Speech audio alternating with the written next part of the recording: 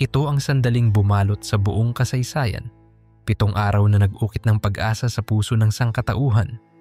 Halina tuklasin natin ang bawat hakbang ni Jesus sa banal na linggo, mula sa palaspas hanggang sa walang hanggang liwanag ng muling pagkabuhay.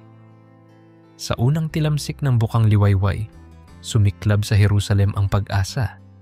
Linggo ng palaspas pa lamang, ngunit tila sumasabay sa dami ng tao ang pagpintig ng kalangitan.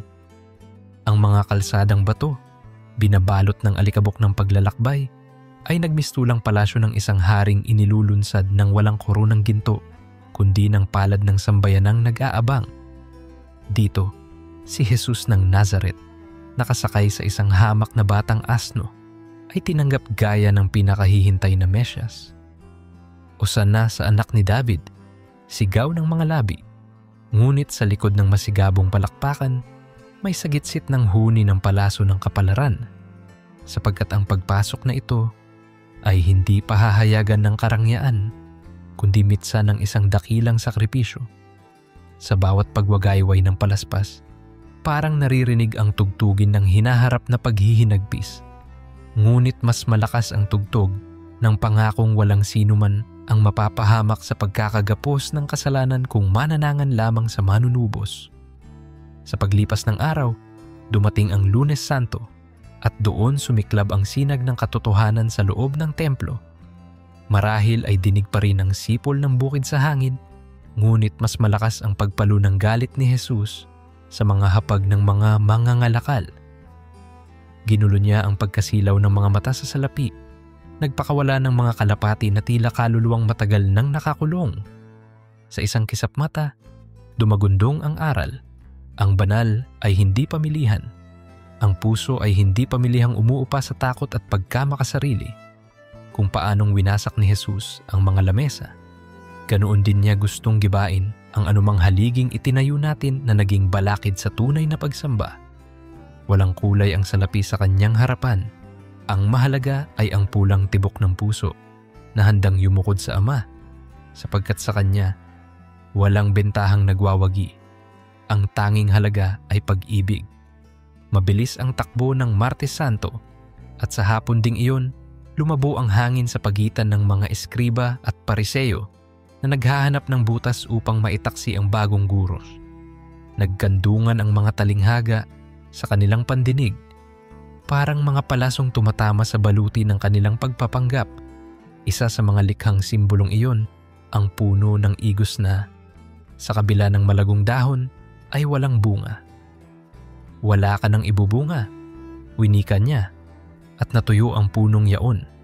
Nakakatindig balahibo ang pangyayari, hindi dahil sa kapangyarihan ng sumpa, kundi dahil sa salamin nitong iniharap sa bawat kaluluwang nagbabalat kayo. Gaano karaming beses tayong kumikislap sa labas, ngunit hungkag sa loob? Gaano karaming beses tayong nagsasabit ng palamuti ng kabanalan, habang nauuhaw sa kabutihang dapat ipinadadaloy sa kapwa? Sa bawat dahon ng pagmamataas na nalalagas, doon bumubuka ang pagkakataong magbunga ng awa at katarungan.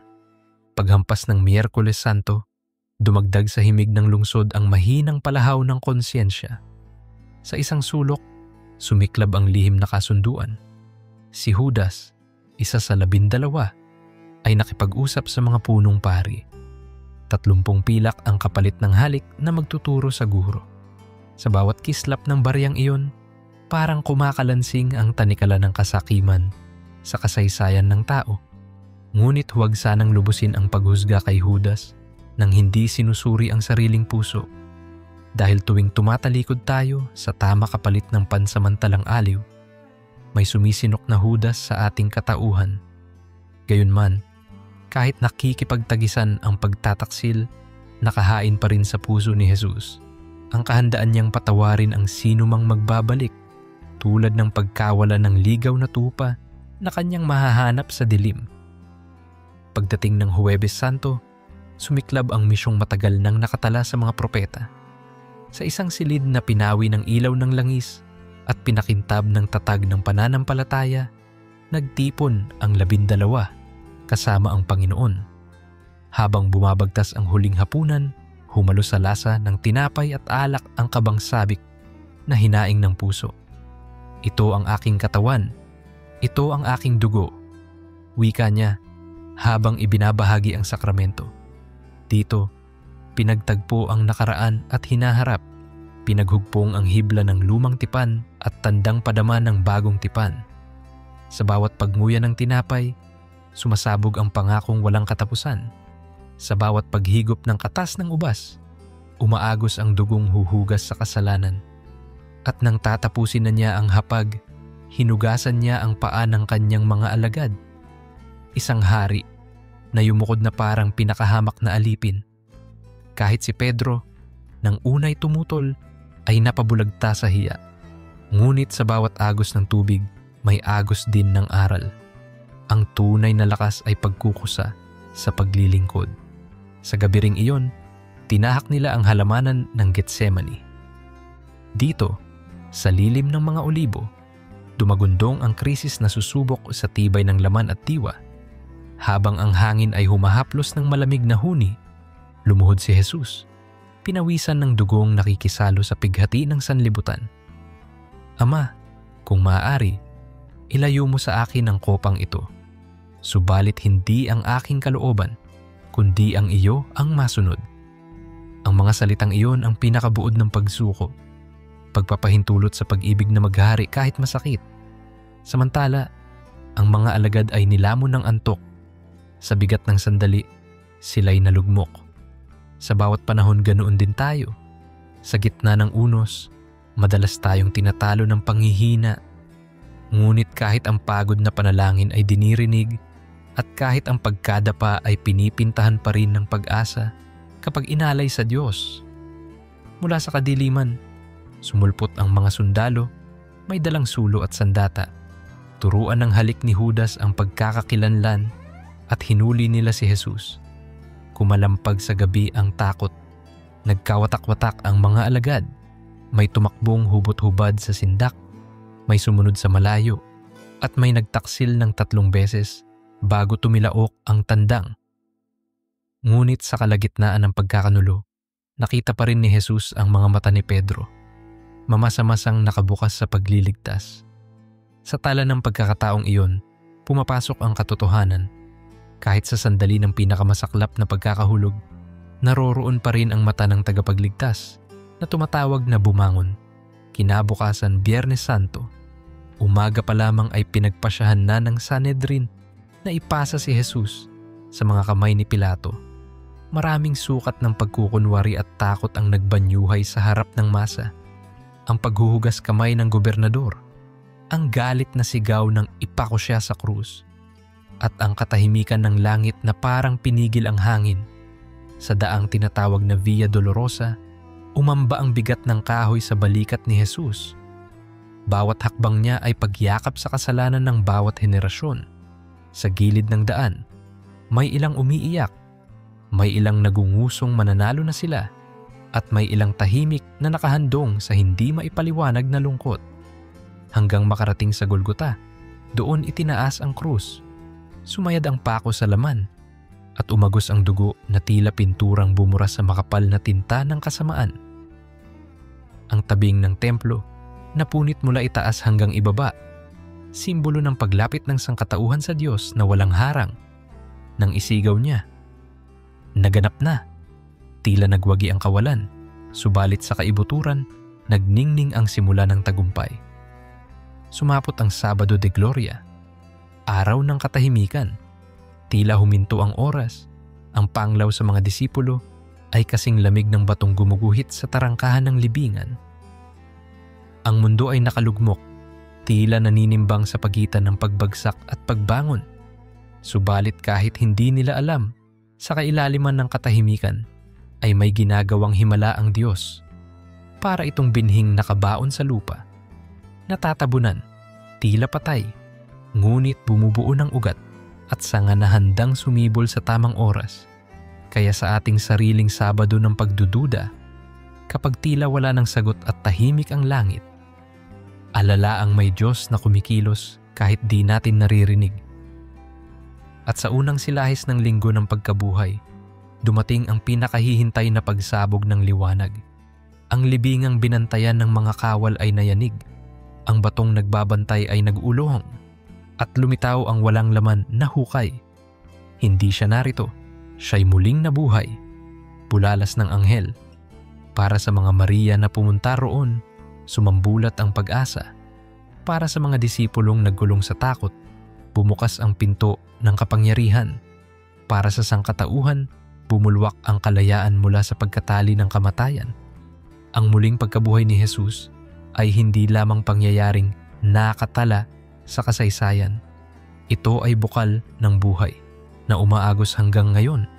Kung namatay siya upang tubusin tayo, bumangon siya upang akayin tayo sa liwanag. Liwanag na pinipili nating tanggapin sa bawat bukas ng puso. Kaya, ano ang kabuluhan ng 7 araw na ito sa ating makabagong mundo? Una, tumatawag ang linggo ng palaspas sa atin na muling kilalanin ang hari na nakasakay sa kababaang loob, hindi sa karwahe ng kayabangan. Ikalawa, pinaalala ng paglilinis sa templo na kailangang linisin natin ang pinakakanlungan ng ating kaluluwa, ang konsiyensya, upang maging tahanan ng dalisay na pagsamba. Ikatlo, hinahamon tayo ng Martes Santo na maging punong igos na may bunga, hindi pawang palamuting dahon. Ikaapat, pinapaalala ng pagtataksil ni Judas na bantayan ang tukso ng pilak sapagkat walang halaga ang kayamanan kung kaluluwa naman ang nawala. Ikalima, ipinapakita ng huling hapunan na ang pinakamahalagang piging ay kung saan ang pag-ibig ang pangunahing handog. Ikaanim, isinusulat ng Getsemani sa puso natin na ang tunay na panalangin ay pagsuko ng sariling kagustuhan.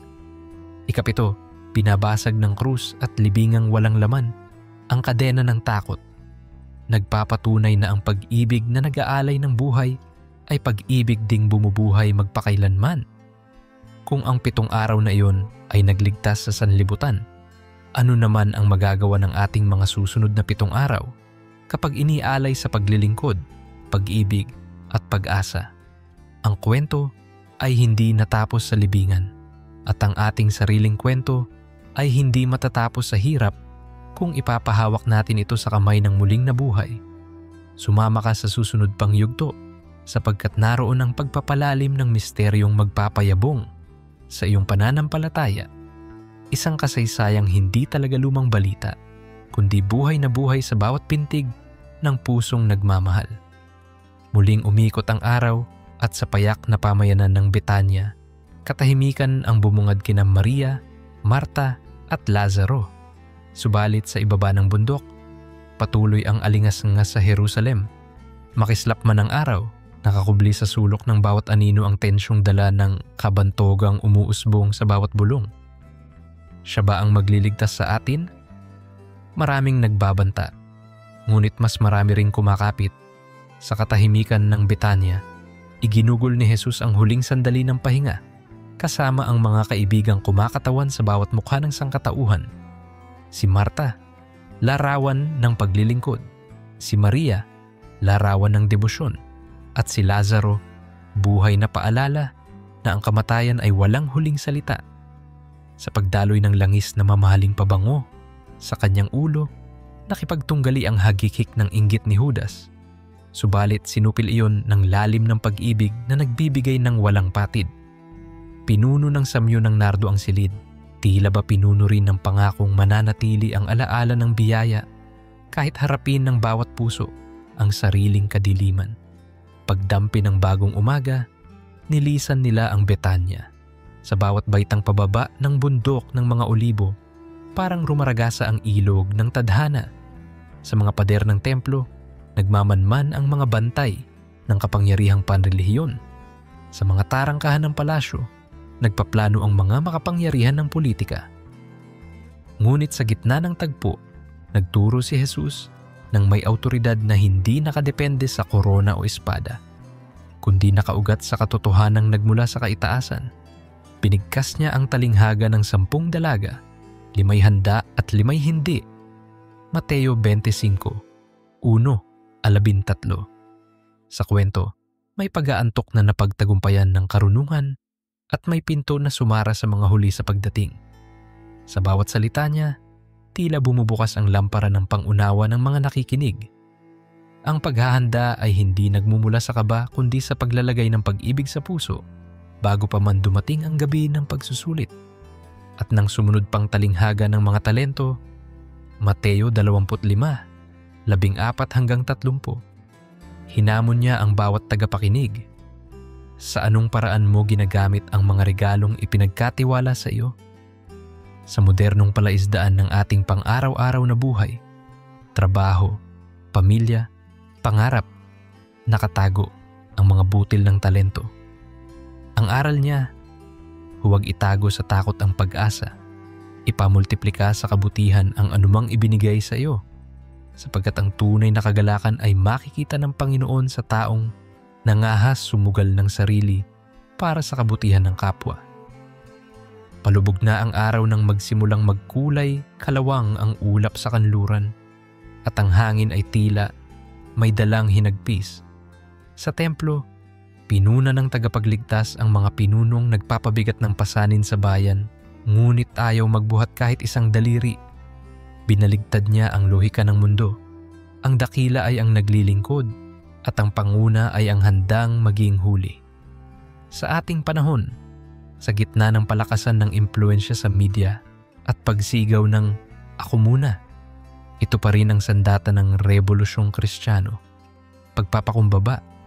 Kapag ang puso mo'y marunong yumukod, nagiging daluyan ito ng himala, sapagkat ang Diyos ay pinalalakas ang mababang loob at ibinabagsak ang palalong inaangat ang sarili.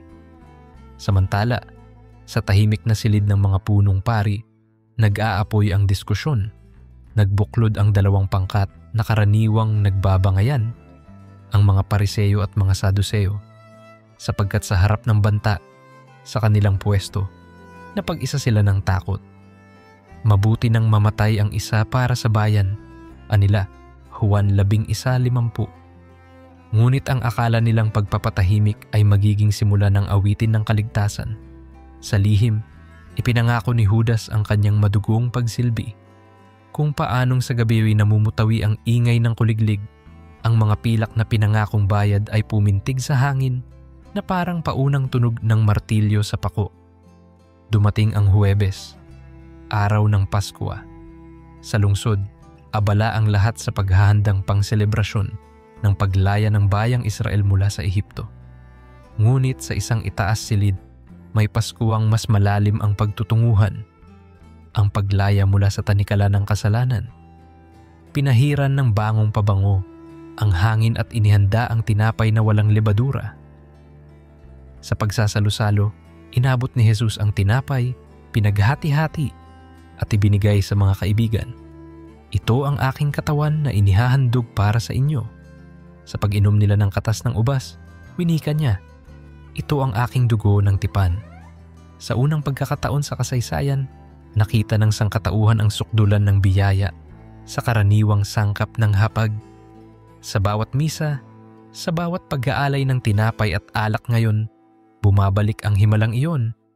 Hindi lumang ritual, kundi palaging sariwang paanyaya sa mas malalim na pakikipag-ugnayan. Pagkatapos ng hapag, hinubad ni Jesus ang kanyang balabal, kumuha ng palanggana at hinugasan ang mga paa ng bawat alagad, isang simpleng gawain na karaniwang ginagawa ng pinakamababang utusan, ngunit ginampanan ng hari ng sansinukob. Dito, napahiya si Pedro, nagpumilit na ipagbawal, ngunit lalo pang pinaalalahanan, kung hindi kita huhugasan, wala kang bahagi sa akin. Sa atin, kapag nais nating bahagi tayo ng pangako, kailangang hayaan nating tanggapin ang paglilinis. Aminin ang dumi, hayaang hipuin ng Diyos, at pagkatapos, imbitahan siyang baguhin tayo. Pagkatapos, tayo na may lalakad sa mundo na may tuwalya sa baywang, handang maghugas ng paa. Nais ipakita ng gawain na kahit ano pa ang ranggo o propesyon, ang eskala ng kadakilaan ay nakapirmi sa metro ng pag-ibig na naglilingkod. Sa gabing iyon ding iyon, nilakbay nila ang Getsemani. Sa ilalim ng malamlam na buwan, lumuhod si Jesus sa batong matagal na niyang kilala, sapagkat madalas siyang magdasal doon. Ngunit ngayon, iba ang laman ng panalangin. ang bigat ng lahat ng kasalanan, galit, inggit, karahasan, kahalayan, pagwawalang bahala, ay ipinatong ng sandaigdig sa kanyang dibdib. Sa bawat patak ng pawis dugo, bawat hibik ng ama ko, naroon ang pangalan mo at pangalan ko. Kung si Jesus ay nanginig at halos bumigay ngunit lumapit sa Ama, tayo rin, sa gitna ng kalungkutan o pag-aalinlangan, maaaring lumapit at sabihin, hindi ang aking kalooban kundi sa iyo. Kapag tila hindi natin kaya, tandaan nating mag-isa niyang hinarap ang agos upang hindi na natin pagdaanan iyon ng walang kasama. Sumulpot sa hardin si Judas, kasama ang mga bantay. Isang halik ang naghugpong ng pagkukunwari at pagkabilanggo. Kasunod ang paghampas ng takot sa puso ng 12. Sa pag-uulos ng espada ni Pedro, tinaga niya ang tainga ng isang lingkod. Kaagad namang hinipo ni Jesus at pinagaling. Kahit sa sandali ng pag-aresto, kagalingan pa rin ang kanyang tugon. Sa ating sariling alitan, ilan kaya ang hinipo natin upang pagalingin sa halip na gantihan? Dinakip si Jesus at dinala sa mga hukuman. Pinarikuhan siya ng mga saksi sinungaling. Pinutakti siya ng tanong ni Pilato. Hinarangan siya ng kalabuan ni Herodes. Sa gitna ng lahat ng iyon, hindi siya pumalag para iligtas ang sarili, sapagkat nais niyang iligtas ang buong sanlibutan. Sa hapon ng Biyernes, ipinasa siya sa kahatulan. Ikinrusipi ang hatol at sa Via Dolorosa ay tumahak ang lamig ng kahoy. Sa kanyang mga sugatan ng balikat, sa bawat pagyuko niya, may pangalan kang nakasulat sa kanyang puso. Sa daan, si Simon ng Cyrene ang napilitang tumulong. Marahil ay reklamo ang unang dating ng pagpilit, ngunit sino mang nakikibahagi sa krus ay nagbabago. Hindi natin kailangang hintayin pang pilitin tayo ng buhay. Maaari tayong pumili ngayon upang buhatin ang krus ng kapwa at masaksihan ang himalang nagpapatuba ng kaluluwa. Sa Golgota, itinaas ang krus. Sa ibabaw nito nakasulat, Jesus Nazareno, Hari ng mga Hudyo. Ngunit sa kabila ng pangungutya, may magnanakaw sa kanan ang nagwikang, Panginoon, alalahanin mo ako kapag naghahari ka na. Isa lamang itong pangungusap, ngunit sapat para buksan ang pintuan ng paraiso. Kung ikaw man ay naguguluhan, pakatandaan, isang pag-amin lang ng karupukan ang kailangan at ang sagot ng Diyos ay walang katapusang pagtanggap. Sa huling sandali, inihabilin niya ang kanyang ina kay Juan at isinigaw ang pinakamatamis na tagumpay. Naganap na. Pagbagsak ng takip silim, humampas ang katahimikan. Ibinaba si Jesus, pinalot sa malinis na kayong at inilatag sa bagong puntod. Tila nagtagumpay ang kadiliman. Ngunit ang kapangyarihan ng pag-ibig ay parang maliit na binhi ng mustasa. Kapag itinaboy sa ilalim ng lupa, mas lalo pang sisibol. Sa Sabado de Gloria, pinaalalahanan tayong ang katahimikan ay hindi pagkatalo. Ito'y pansamantalang pahinga ng binhi habang naghahanda sa sigaw ng muling pag-usbong. Sa unang sinag ng linggo ng pagkabuhay, naguunahan ang hangin at liwanag sa balitang siya'y buhay. Dahil dito, nabasag ang tanikala ng tiyanak ng takot. Nabigyang saysay ang bawat sakripisyo ng ina para sa anak, bawat pawis ng ama para sa pamilya, bawat luha ng kabataang sumasabak sa hamon sapagkat may Diyos na kayang bumangon mula sa libingan at kaya niya tayong ibangon mula sa anumang kahinaan. Hindi rito nagtatapos ang kwento. Dito ito talagang nagsisimula sa panawagan na maging saksi, maging ilaw sa gitna ng mundo. Kaya, kababayan sa pananampalataya, narito ang hamon, pag-alaala sa mga talata, pagsasabuhay sa mga aral, at pagbabahagi sa biyayang natanggap. Kung linggo ng palaspas ay nagkikintal ng papuri, gawin nating palaspas ang ating buhay, laging nakataas sa pagsamba. Kung Lunes Santo ay naglilinis ng templo, linisin natin ang puso't isip. Kung Martes Santo ay naniningil ng bunga, magpuno tayo ng mga gawa ng pag-ibig. Kung Miyerkules Santo ay sumasalamin sa tukso, palitan natin ang pilak ng tiyag at katapatan. Sa Huwebes Santo, maging kapatid tayong naguhugas ng paa ng isa't isa. Sa Getsemani, huwag tayong matapos sa "ba't ganito?" kundi tumuloy sa "sundin ang kalooban mo." Sa krus ng Biyernes Santo, yakapin natin ang bawat sugat bilang pintuan ng himala. Sa Sabado de Gloria, matuto tayong manahimik at maghintay. At sa Linggo ng Pagkabuhay, sumigaw tayo, hindi ng takot kundi ng pag-asa. Ang ikalawang bahaging ito ng ating paglalakbay, bagaman humahagupit ng damdamin, ay paanyaya ng lakas. Bakit?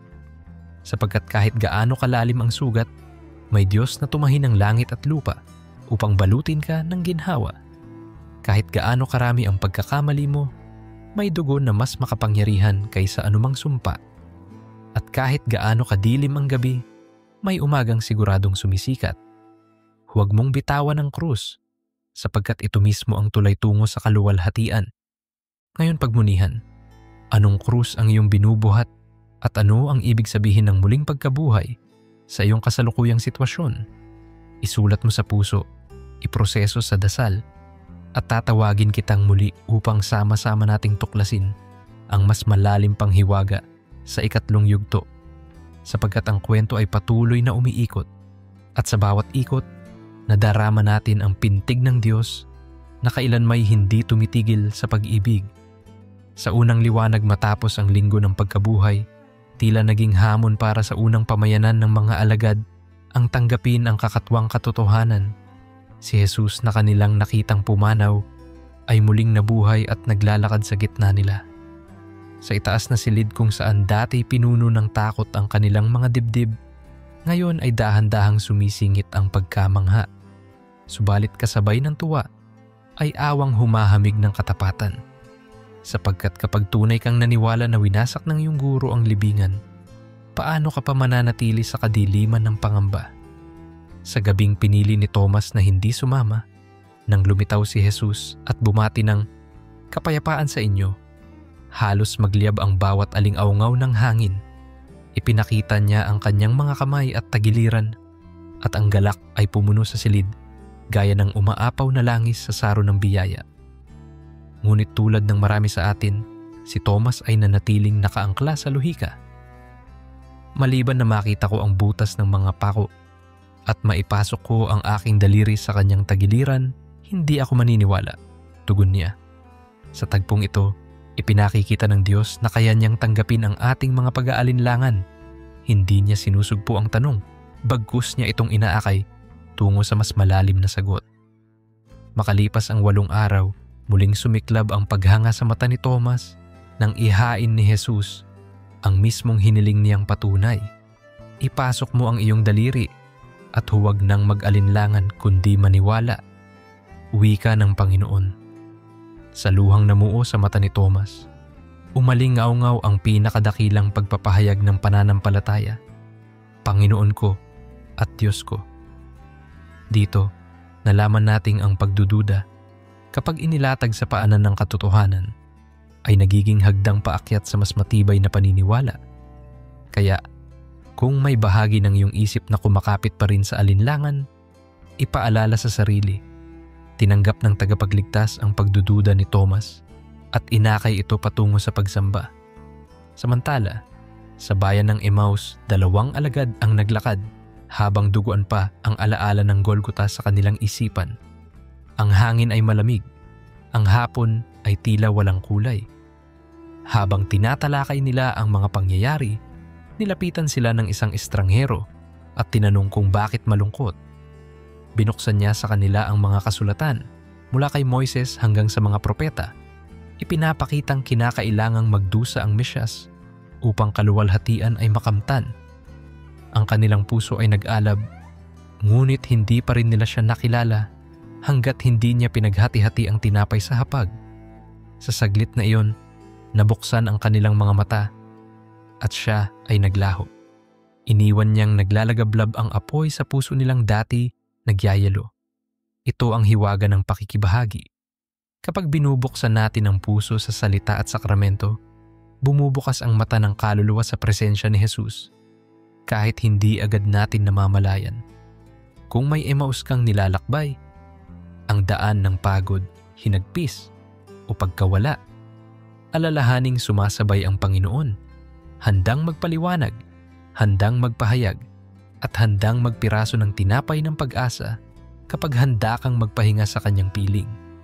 Dahil ang Diyos ay malapit sa mga pusong nadudurog at ang kadiliman ng pagdududa ay nahahawi ng liwanag ng salita. Lumipas pa ang ilang araw at nakita natin ang larawan ng muling pagkabuhay sa dalampasigan ng Tiberias. 7 disipulo kasama si Pedro ang bumalik sa dati nilang kabuhayan, pangingisda. Buong gabi silang nagbato ng lambat ngunit walang nahuli. Sa bukang liwayway, may boses mula sa pampang ang nagtanong, "Mga anak, mayroon ba kayong huli?" Nang sila'y sumagot ng wala, sinabi ng boses na ihagis ang lambat sa kabilang panig. Sa sandaling iyon, napuno ang lambat ng isda, isang palabas ng himalang dati na nilang nasaksihan noon. Ang Panginoon iyon, sigaw ni Juan. Si Pedro, walang pag-aatubili, tumalon sa tubig at lumangoy patungo kay Jesus. Sa dalampasigan, may bagan na may isda at tinapay. Naghain ng tagapagligtas. Pinakain niya sila. Isang paalala na kahit sa gitna ng hindi nasusukat na himala, inaalala niya ang gutom nating pisikal at espiritual. Pagkatapos ng agahan, tinanong niya si Pedro ng 3 ulit, "Mahal mo ba ako?" At sa bawat sagot ni Pedro na, "Oo, Panginoon," ibinigay niya ang misyong, "Pakanin mo ang aking mga tupa." Dito, pinapatunayan ng Diyos na ang pagkakanulo ay kayang tibagin ng pag-ibig. Ang sugatan nating kasaysayan ay kayang isulat muli bilang kwento ng paglilingkod. Kung nadapa ka man ng paulit-ulit, tandaan mo, kayang ibalik ng Diyos ang tiwala at ang pagsisisi mo ay magiging tulay ng mas dakilang misyon. Maya-maya pa, tinipon ni Jesus sa bundok ng Galilea ang kanyang mga tagasunod at inihayag ang pinakadakilang utos na yugto ng kaligtasan. "Humayo kayo at gawing alagad ang lahat ng bansa. Bautismuhan sila sa ngalan ng Ama at ng Anak at ng Espiritu Santo at turuang sundin ang lahat ng aking iniutos. Narito, kasama ninyo ako hanggang sa katapusan ng panahon." Ang pangungusap na iyon ay nagpaalab ng puso ng isang maliit na komunidad upang yakapin ang mundo. Ang apoy na iyon ang siyang nagdala ng mabuting balita sa bawat kontinente. Sa kasalukuyan, tayo ang tagapagmana ng atas na iyon. Ang tanong, saan tayo tinatawagan humayo? Maaaring sa loob ng tahanan, sa silid-aralan, sa palengke, sa ospital, kahit sa digital na lansangan. Ang misyon ay hindi nakapiring. Ito'y bukas palad na sumasalubong sa bawat pagkakataong magbinhi ng pag-asa. Pagkalipas ng 40 araw mula sa muling pagkabuhay, nagtipon ang mga alagad sa bundok ng mga Olibo. Doon, sa gitna ng paghanga, iniakyat si Jesus sa langit habang nagbabasbas. Ang ulap ay tila kumalong sa kanya at ang kanilang mga mata ay nakamanhik hanggang sa siya'y maglaho sa ulap. 2 anghel ang lumitaw at nagsabing, "Bakit kayo nakatingala? Ang Jesus na ito ay babalik sa paraang nakita ninyong pag-akyat niya." Ito ang pangako ng pagbabalik, na ang kwento ay hindi natatapos sa langit na saradong pinto, kundi sa pagbubukas ng bagong langit at bagong lupa. Kaya't kung minsan ay nakatingala ka sa magulong kalagayan ng lipunan, huwag kang mananatiling tulala, kumilos ka, sapagkat ang pag-asa mo ay nakatanim sa katiyakang babalik ang hari ng kapayapaan. 10 araw matapos ang pag-akyat, nilingkis ng panalangin ang silid itaas. Maraming ulit na nilang narinig ang pangakong espiritu, ngunit wala pa rin silang malinaw na larawan kung paano ito darating. Bigla, may malakas na ugong na parang hangin, may dilang apoy na lumapag sa ulo ng bawat isa, at napuno sila ng Espiritu Santo. Sa araw na yon ng Pentekostes, ang dating takot ay napalitan ng tapang. Ang dating pagsasarili ay napalitan ng komunyon. Sa unang pangangaral ni Pedro, 3,000 ang nabinyagan. Mula roon, lumago ang pamayanan sa gitna ng pag-uusig, kumalat hanggang Samaria, Roma Antioquia, at sa bandang huli, sa lahat ng sulok ng daigdig. Huwag mo sanang isipin na ang apoy ng Espiritu ay para lamang sa nakaraan. Patuloy itong naglalakbay sa himpapawid ng bawat panalangin, naghihintay sa pusong bukas sa pagsunog ng kadiliman at kapusukan. Kung nais mong maranasan ang tunay na pagbabago, humingi ka ng Espiritu, sapagkat saan naroroon ang Espiritu ng Diyos, naroroon ang kalayaan. Ngunit hindi natapos sa tagumpay ang kanilang pakikipagsapalaran. Mula kay Esteban, unang martir, hanggang kay Santiago at kay Pablo, dumaloy ang dugo ng katapatan sa lupa. Ang tanikala ay naging korona ng tagumpay, at kahit ang mga leon ng ampitheatro ay hindi napigil ang himig ng mga awit ng papuri. Nanalo sila hindi sa lakas ng espada, kundi sa alab ng pag-ibig. Kung nakararanas ka man ngayon ng panghahamak o hirap sa pagtindig sa tama, alalahaning ang binhi ng pananampalataya ay mas lalong tumitibay kapag inaapakan at diniligan ng luha. Isang araw si Pedro at si Juan ay papasok sa templo nang may pulubing lumpo na humihingi ng limos.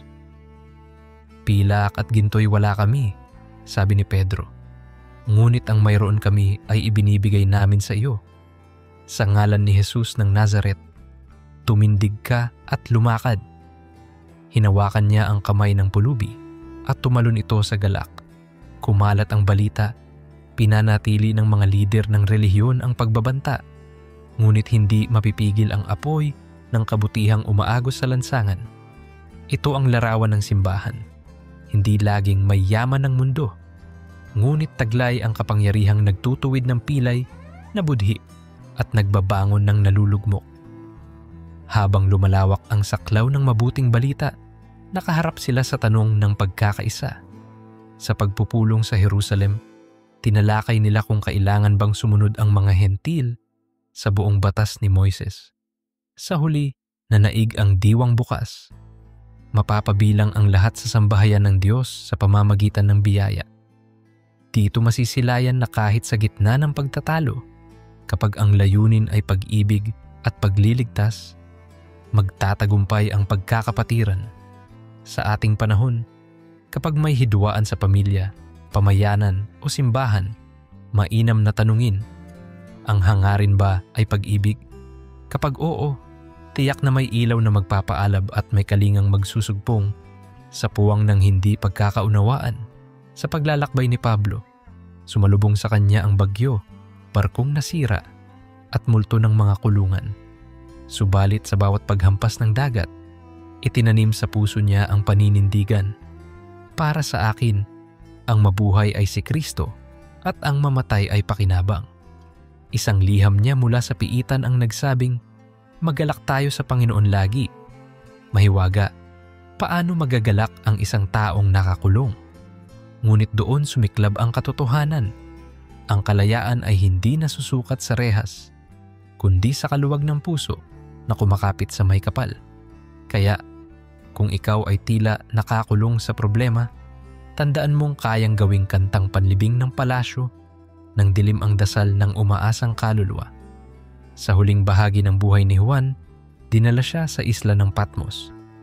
Doon, sa tila walang katapusang katahimikan ng dagat, nakatanggap siya ng paghahayag, bagong langit at bagong lupa, lungsod na may kalyang ginto, at ilog ng buhay na dumadaloy mula sa luklukan ng Diyos.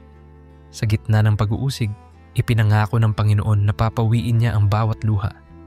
Dito nagtatapos, o marahil dito nagsisimula, ang ating pag-asa. Walang luha na mananatili, walang sugat na walang ginhawa, walang kadiliman na walang pagsikat ng araw. Ngayong nabalikan natin ang mga yugto mula sa mga pagpapakita ng muling nabuhay hanggang sa paglalatag ng unang pamayanan ng pananampalataya, saan ka lulugar? Narito ang ilang hakbang na maaaring isakatuhan upang maging buhay ang diwa ng banal na linggo at pagkabuhay sa bawat araw. Pag-alab ng pananampalataya, maglaan ng regular na oras sa pagbubulay ng salita, sapagkat sa bawat pahina ng kasulatan, sumasalubong ang naglalagablab na apoy na nagpaalab sa puso ng mga naglalakad sa Emmaus. paglilingkod na mapagpakumbaba. Kailanman ay hindi ipinagkait ni Jesus ang paghuhugas ng paa. Gawin nating kaluwalhatian ang paglilingkod, maging ito man ay pag-abot ng pagkain sa kapitbahay o pagdamay sa kaibigan sa gitna ng depresyon, pagpupunyagi sa pag-ibig. Tulad ni Pedro, kung ilang beses ka mang tumalikod, laging handa ang Panginoon na tanungin ka muli, "Mahal mo ba ako?" Sagutin mo ng oo at ipakita sa gawa. Pakanin mo ang kanyang mga tupa, ang mga nagugutom, nag-iisa, naliligaw. Pagkakaisa sa kabila ng pagkakaiba. Sa konseho sa Jerusalem na naig ang diwang bukas. Sa pamilyang may magkakaibang paniniwala. Sa lipunang hati sa opinyon.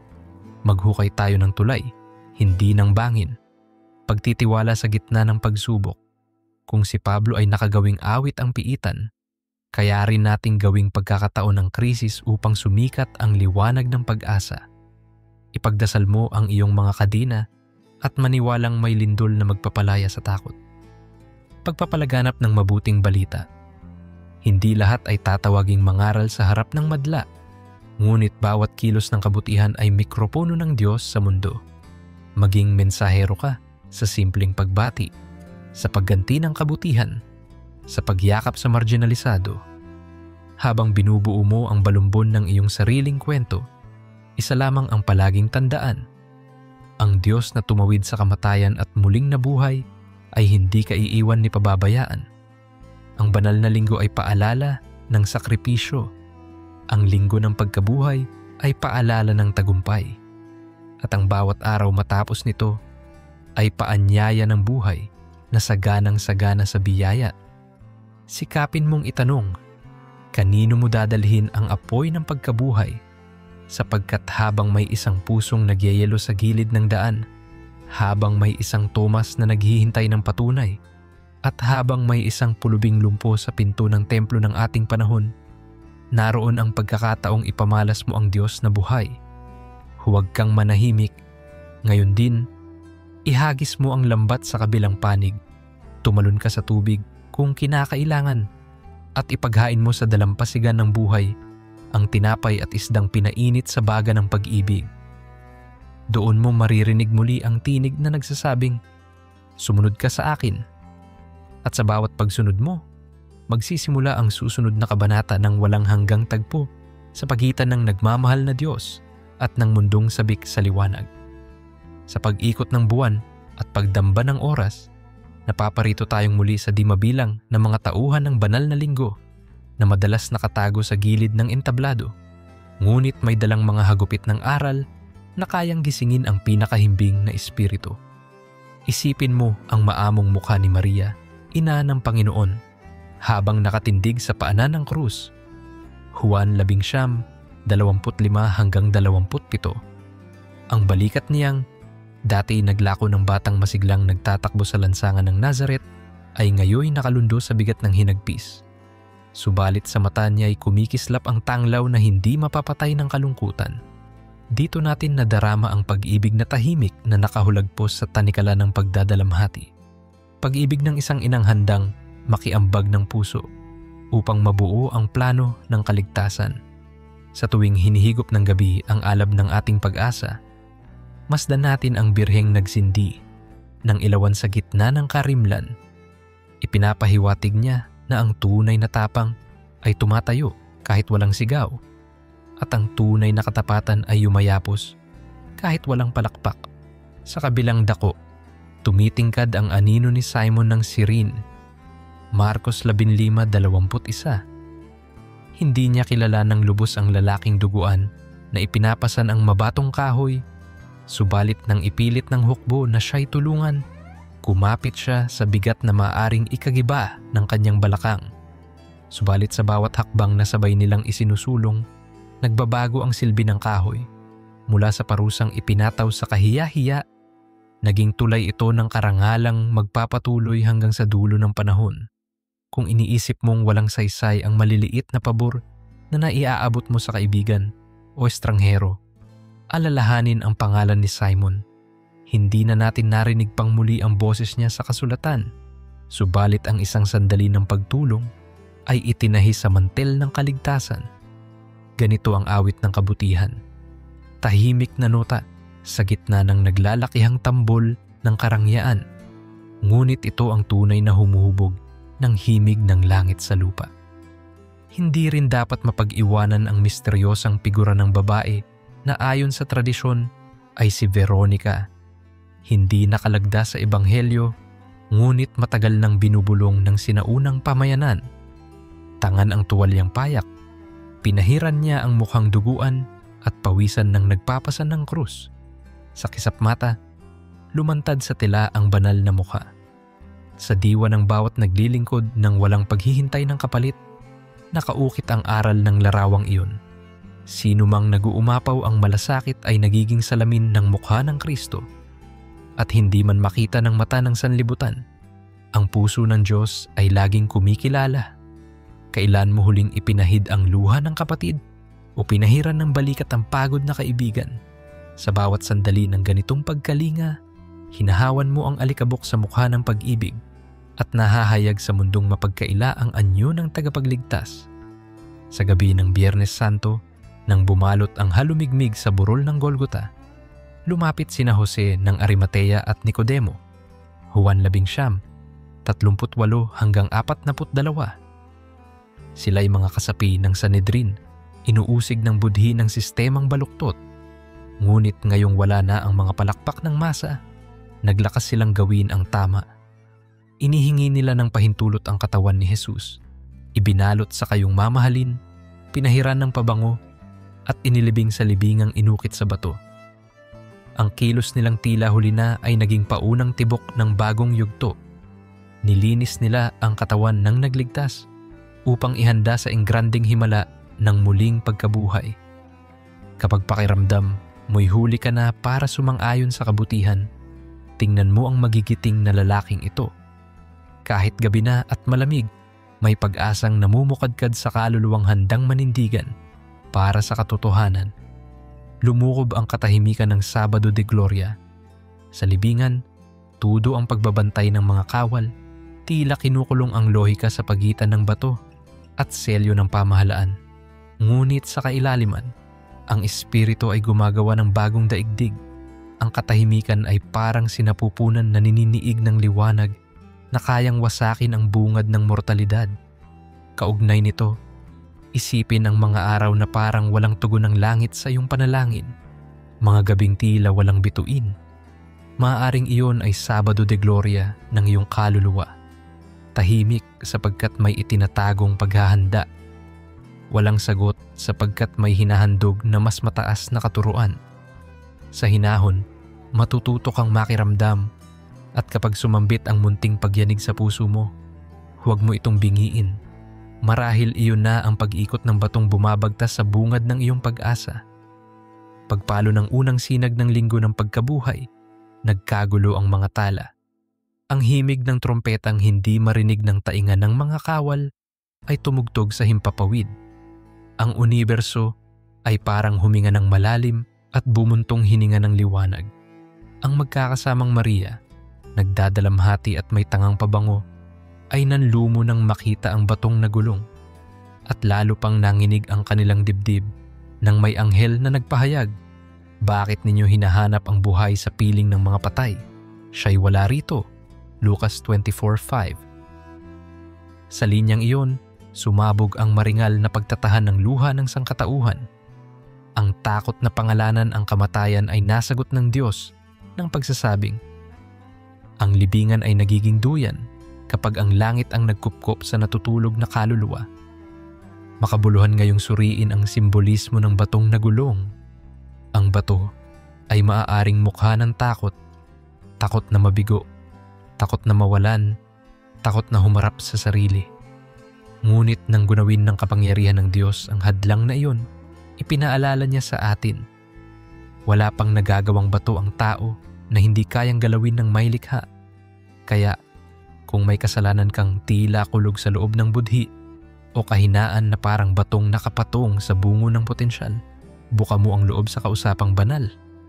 Walang kandadong hindi kayang basagin ng tinig na nagsabi ng Talitha Kum sa batang patay o Ephata. sa lalaking bingi, "O, Lazaro, lumabas ka." Sa puntod na amoy libing na. Sa araw ding iyon, sumiklab ang damdamin ng mga alagad. Ngunit hindi sapat na makita ang bakanting hukay. Kailangan nilang maranasan ang muling nabuhay na Panginoon. Kaya nagpakita siya unang-una kay Maria Magdalena, Juan 20, 11 hanggang 18, babaeng tinubos mula sa 7 demonyo. Sa halip na malalaking uniforme ng militar o nakaputing lider ng relihiyon, pinili niyang ihayag ang tagumpay sa isang taong minsang ginupo ng dilim. Bakit? Sapagkat ang ebanghelyo ay hindi eksklusibo sa banal na matatag.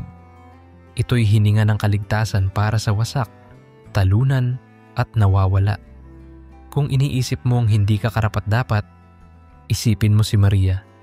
Pinalitan ng Diyos ang latay ng nakaraan ng pabango ng pag-asa. Pagkaraan, naglakad ang 2 disipulo papuntang Emmaus. Lucas 24, 13 hanggang 35. Nilakbay nila ang 7 milyong daan na tila sementeryo ng pangarap. Ngunit habang nagkukwento, lumapit si Jesus ng hindi nakikilala.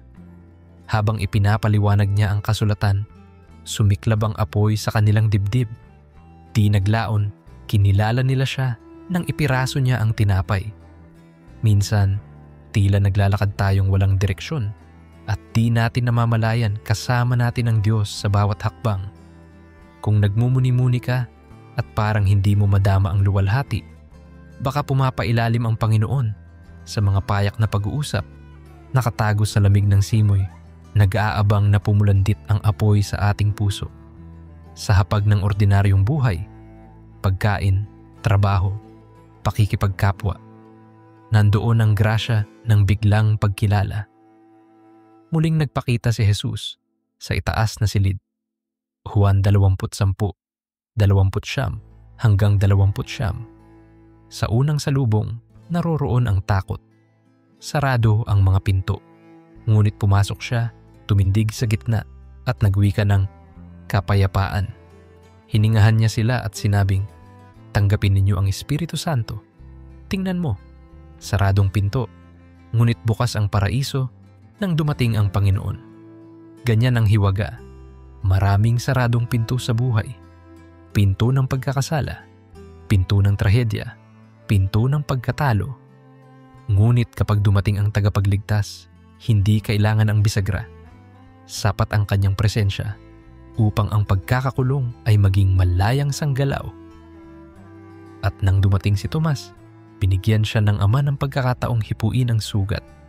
Sa bawat alinlangan mong ihipo, palad mo'y inaanyayahang dumampi sa sugat ng pag-ibig na nakabukas para sa tanan. Sa dagat ng Tiberias, Juan 21:1 hanggang 11. Muling bumalik sina Pedro sa pangingisda. Bigo sila buong gabi. Ngunit sa umagang may apoy at isda sa dalampasigan, sumigaw si Juan, "Ang Panginoon iyon." Si Pedro, habol ng pagnanais, lumundag sa tubig. Huwag kaliligtaan ang apoy na naghihintay. Simbolo ng biyayang, laging handang magpainit sa nanlalamig na kaluluwa. Sa 3 tanong ni Jesus, "Mahal mo ba ako?" Inulit niya hindi upang saktan ang alaala ng pagtataksil ni Pedro, kundi upang gamutin at gawing pananda ng bagong misyon. Kung dumadausdos ka man sa kasalanan ng paulit-ulit, may triptiko ring tanong sa iyo, "Mahal mo ba ako?" Sagutin mo ng tapat at ituturo ka niya sa landas ng paglilingkod. Sa bundok ng Galilea, Mateo 28, 16 hanggang 20. Itinaas ni Jesus ang komisyon.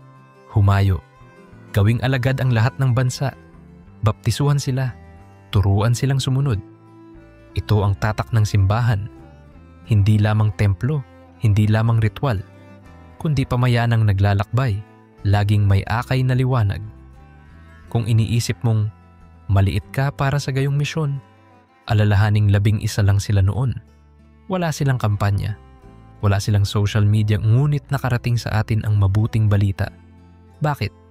Sapagkat ang kapangyarihan ay nakasalalay sa salitang pinanghahawakan, hindi sa dami ng tauhan. Kaya habang kumakalog ang mundo sa krisis at hamon, muling inuulit ni Kristo sa iyo, narito, kasama mo ako hanggang wakas ng panahon. Pagkaraan ng 40 araw, umakyat siya sa langit. Gawa 1, 9-11. Ang ulap na tumabon ay tila kurtina ng entablado at nagsimulang umaling-awngaw ang pangako ng pagbabalik. Ngunit bago niya iwan, nagbigay siya ng huling habilin. Maghintay kayo ng kapangyarihan.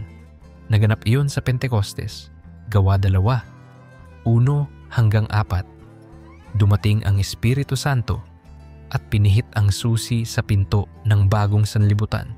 Sa dilang apoy, nagkaisa ang dila ng sangkatauhan. Nagkaroon ng iisang himig ng pagsamba.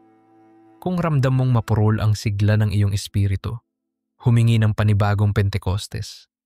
Patunugin mo ang paghiyaw ng dasal at hayaang magningning ang apoy na nagliliyab sa matapat na puso. Lumago ang unang pamayanan. Hati ang tinapay, ibinebenta ang mga ari-arian, inilalagak sa paanan ng mga apostol. Ipinamamahagi ayon sa pangangailangan. Gawa 4, 32-35. Ito ang modelo ng ekonomiyang makaebanghelyo, hindi pansariling tubo kundi pagkakalinga. Kung ang lipunan natin ay sinasalanta ng agwat ng mayaman at dukha, maari nating ibalik ang diwa ng unang Kristyanismo. Magsalo, magbahagi, magtaya ng ginhawa para sa nagigipit. Sa bawat payak na pagtutulungan, kinakaladkad natin ang langit pababa sa lansangan. Hindi mawawala ang pag-uusik. Mula kay Esteban na binato. Gawa 7, 54-60. Kay Santiago na pinugutan. Gawa 12, 1-2. Hanggang sa mga ikinadena sa Roma. Ang dugo ng mga martir ay naging binhi ng simbahan. Ngunit sa gitna ng pighati, sumilang ang mga liham ni Pablo na umalun mula Efeso hanggang Colosas, mula Filipos hanggang Roma, naghahatid ng mga pangungusap na nagpapainit sa loob. Magalak kayo sa Panginoon. Ang pag-ibig ang ganap na bigkis. Sa kahinaan ko, naroon ang lakas ng Diyos. Kapag nagdurugo ang iyong dangal o dukha ang iyong pag-asang pinansyal, darating ang liham ng langit, hindi sa anyo ng sobre, kundi sa bulong ng Espiritu na nagsasabing, sapat ang biyaya ko. Sa pagtatapos ng paglalahad, lumilitaw ang larawan ni Juan sa Patmos. Sumulat ng pangakong pagbubukas ng bagong langit at bagong lupa. Pahayag 21, 1-5. Sinabi ng tinig, papahirin ng Diyos ang bawat luha. Kaya habang nagbabaha ang pandemya ng kalungkutan sa mundo, pagkawasak ng kapaligiran, digmaan, gutom, huwag nating kalimutang may Diyos na nag-ukit ng huling tagpo. Lunsod na ginintuan ang kalsada, may ilog ng tubig buhay, at puno ng buhay na nagbibigay bunga, buwan-buwan. Ang huwisyo ng kasaysayan ay nasa mga palad ng makapangyarihan, kaya't kahit lumusob ang unos, manalig kang nasa hulma ng Diyos ang huling pahina. Ano ang hamon sa atin ngayon? Una, maging tagapagdala ng liwanag. Kung may marungis na balita, ialok ang katotohanan na may lambing at tapang. Ikalawa, maging saksi ng pagkakawanggawa. Ipakita sa kilos na ang Eukaristya ay hindi nagtatapos sa ostya, bagkus sumisiklab sa gawa. Ikatlo, maging tagapag-ugnay. Kapag may hidwaan sa pamilya, maging tulay ng kapayapaan. Ikaapat, maging tagapagtaguyod ng sakripisyo. Yakapin ang krus ng bawat araw. Maaaring simpleng pag-aalaga sa anak, pag-aaruga sa magulang, o paglaban sa katiwalian, sapagkat ang krus ay tulay ng luwalhati. Isabuhay mo ang dasal ng Kristiyanong kapanatagan. Poon, gawing landas ng liwanag ang bawat bakas ng aking paa, upang sa bawat patak ng pawis, bumukal ang biyaya, at sa bawat luha, umagos ang pag-asa. Sapagkat ang banal na linggo ay hindi museum ng lumipas na larawan kundi bukal na sumisirit sa kasalukuyan.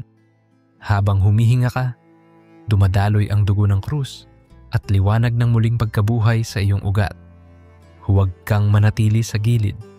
Tumalima ka sa bugso ng Espiritu Nang sa gayon, sa oras na tawagin ka niya sa pangalan, masigla kang makakasagot ng, "Narito ako, Panginoon, ipadala mo ako." Buksan mo ang dibdib mo sa pinakataas na sigaw ng pag-asa. Sa sandaling ito, kalampagin mo ang bawat saradong bintana ng iyong isipan, sapagkat ang kwento ng banal na linggo ay hindi na lamang lumang kasulatan na pinapahid sa alaala tuwing Kwaresma. Ito'y naglalagablab na apoy na naghihintay na tumupok sa takot, magpaalab sa pananampalataya, at magpagising sa mahabang antok ng ating lipunan. Huwag kang magpahuli. Hayaang pumasok ang liwanag at baguhin ka mula loob hanggang labas. Dahil kung nagwagi na ang pag-ibig sa pagitan ng bato at libingan, magwawagi rin ito sa pagitan ng puso mong sugatan at mundong uhaw sa pag-asa. Lumapit tayo sa unang hakbang, Linggo ng Palaspas, bilang ritual ng araw-araw na pagbubukas. Tuwing isinasalin mo sa hangin ang malutong na dahon ng palma, para mo ring itinataas ang karatulang maligayang pagdating sa hari ng kapayapaan. Kaya pagmulat mo bukas, bago hawakan ng cellphone, iwagayway mo ang imahinasyong palaspas ng pasasalamat. O sana, para sa simpleng hininga. O sana para sa kape sa lumang tasa. O sana para sa mumunting pagkakataong magmahal. Sapagkat sa puso na marunong mag-celebrate sa maliliit, doon kumakasya ang dakilang milagro. Sumunod na himig ang Lunes Santo, ang paglilinis ng templo. Hindi mo kailangang gumiba ng mga mesa sa Jerusalem. Sapat nang paalisin ang mga mangangalakal sa loob ng dibdib mo. Inggit na mahilig tumawad sa kapayapaan, galit na nagmomonopolyo ng atensyon, at pagod na paulit-ulit na bumibili ng pag-aalala. Magwalis, mag-alis ng kalat, at hilingin sa Diyos na gawing bahay dalanginan ng puso mo, hindi pamilihan ng makasariling ambisyon. Kapag malinis ang loob, gumagaan ang pag-ibig, at nagkakaroon ng puwang ang mga himalang hindi maipapakita sa maruming entablado. Martes Santo naman ang araw ng punong igos. Tanyag na dahon pero walang bunga. Tanungin ang sarili, ano ang prutas ng iyong kabutihan? Baka reputasyon lang ang makapal. Baka kapag like lang sa social media ang dinenegosyo. Ang hamon ay gawing sustansya ang pananampalataya. Magtanim ng kabaitan sa driver na na-traffic. Magbahagi ng pagkain sa batang kalye. Mag-iwan ng mensaheng magaan sa katrabahong stress. Ang bawat maltinot na ginawa mo ay butil ng igos na magpapalasa sa gutom na mundo. Pumapasok ang Miyerkules Santo, nakadikit sa pangalan ni Judas. Ngunit huwag lang siyang husgahan.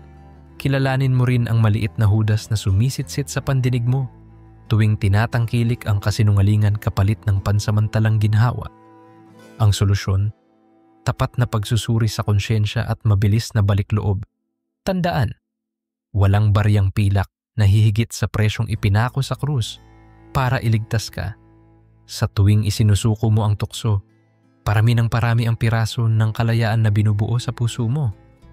Sa Huwebes Santo, nakahain ang hapi-hapunan ng pag-ibig. Sa ordinaryo mong hapag, kahit tuyo at kaning bahaw, maaari kang dumalo sa Eukaristiyang pang-araw-araw.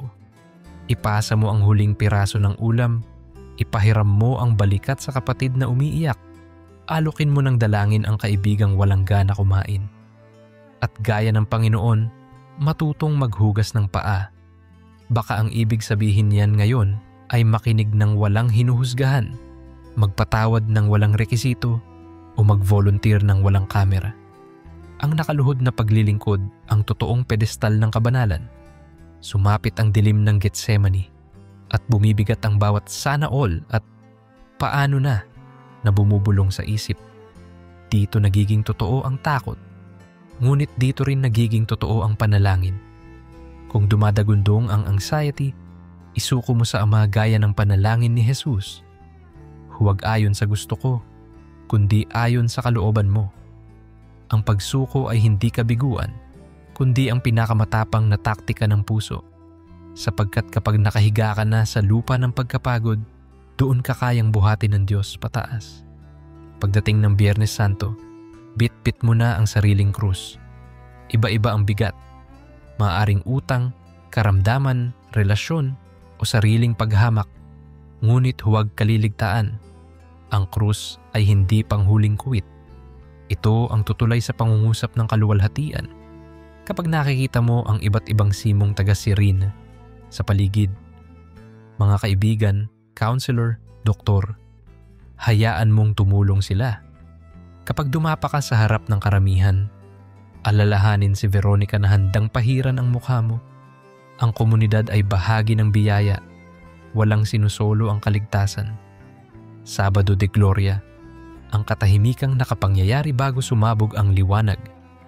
Parang walang sagot, parang walang gumagalaw, pero sa loob, nililikha na ang himala. Sa career mong nakahinto, sa panalangin mong tila bounced mail, sa relasyon mong naghihingalo, manatili. Sa pagitan ng kabiguan at pag-asa, may sabana ng paghahanda.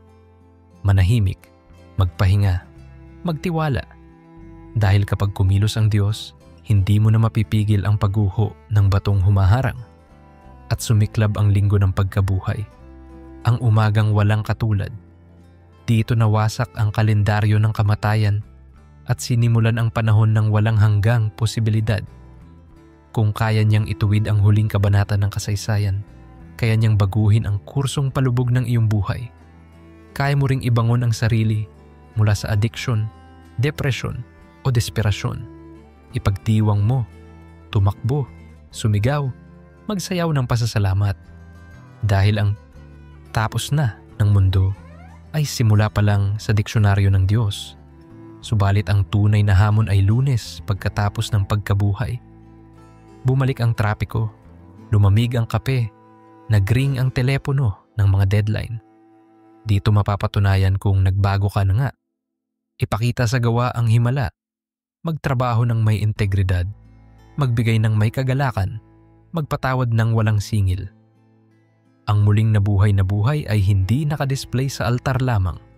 Naglalakad ito sa eskinita, nakikipagsiksikan sa jeep, nakikipagkulitan sa palengke, at nakikitawa sa mga batang maalikabok ang paa. Pumunta tayo sa Pentecostes ng personal na misyon. Huminga ng malalim at hilingin sa Espiritu Santo na parang apoy na tumutupok sa kalawang ng takot. Payagan mong magbuklod ang iyong talento at pangangailangan ng mundo. Kung ikaw man ay guro, gawin mong silid-aralan ang pugad ng karunungang may malasakit. Kung nagmamaneho ka ng tricycle, gawing saksi ng pag-asa ang bawat pasaherong nadadala mo. Kung may boses ka sa social media, gamiting pluma ng katarungan, hindi punyal ng paninira. Susunod ang ekonomiyang palaspas, pamumuhay na nakalaylay sa loob ng bukas na palad. Ibenta kung ano ang sobrang gamit at itaguyod ang nagugutom. Ibalik ang tamang sukli, ituwid ang komisyon, itanggi ang lagay. Kung may negosyo ka, gawing moral ang tubo at patas ang sahod. Sa ganitong paraan, ang paglago ng kaban mo'y magiging lupaing tinatamnan ng pag-asa para sa iba. Huwag natin kalimutang pagalingin ang sugat ng kalikasan. Ang krus ay bitbit din ng inang lupa. Plastik sa karagatan, usok sa hangin, kagubatang kalbo. Tulad ng pinabalik na buhay ni Jesus. Tunay na ekolohiya ang magpapaalala na ang unang hardin ay lugar ng pakikipagtagpo sa Diyos. Magtanim, mag-segregate, maglakad kaysa sumakay kung maaari. Sa bawat buto ng punong isinusuksok mo sa lupa, bumabalik ang sariling Pentecostes ng planeta. Tayo'y umahon sa hagdan ng pagkakasundo. Paigtingin ang Ama, patawarin mo sila sa sariling pamilya, humingi ng tawad sa kapatid, makipagbati sa kaopisina, lumapit sa kaibigang naputol sa maliit na tampuhan. Kapag may humingi sa iyo ng sorry, huwag magresibo ng galit. Buksan ang bisig. Hayaan ang dugong umagos sa krus na dumaloy maging sa mga ugat ng inyong ugnayan. Pagkatapos, sungkitin ang mga bituin ng pangarap, hindi upang ipagyabang, kundi upang magliwanag. Gumawa ng plano, mag-ipon para sa scholarship ng pamangkin, magtayo ng reading center sa barangay, o mag-oras sa mentoring ng kabataan. Ang muling pagkabuhay ay ipinapasa sa susunod na henerasyon sa pamamagitan ng edukasyon at halimbawa. Bilang pagtatapos, bigkisin natin ang 8 biyaya ng puso. Kahirapan ng espiritu na tumututol sa kayabangan, pagdadalamhati na hindi takot umiyak, kaamuan na hindi papayag sa pang-aapi, pagkauhaw sa katarungan kahit mainit, awa na hindi namimili, kalinisan ng puso na tapat kahit walang nanonood, kapayapaang nagbubuklod imbes na naghihiwalay, at pag-uusig na tinatanggap ng may ngiti alang-alang sa katotohanan. Ito ang beatitudinong nakabalot sa kumot ng modernong buhay at tayo ang hiningan upang isabuhay ito. Ngayon, huminga, isara sandali ang mga mata at pakinggan ang tibok ng puso. Naglalakad doon ang Kristo mo. Hindi estatwa, hindi memorya, kundi buhay na maestro na bumubulong. Anak, mamuhay ka sa liwanag. Sa pagmulat mo, yakapin ang krus at ang walang hanggang umaga. Lahat ng ito'y hindi kwento lang. Ito'y hamon, paanyaya at pangakong kasama mo siya hanggang sa pinakadulo ng panahon.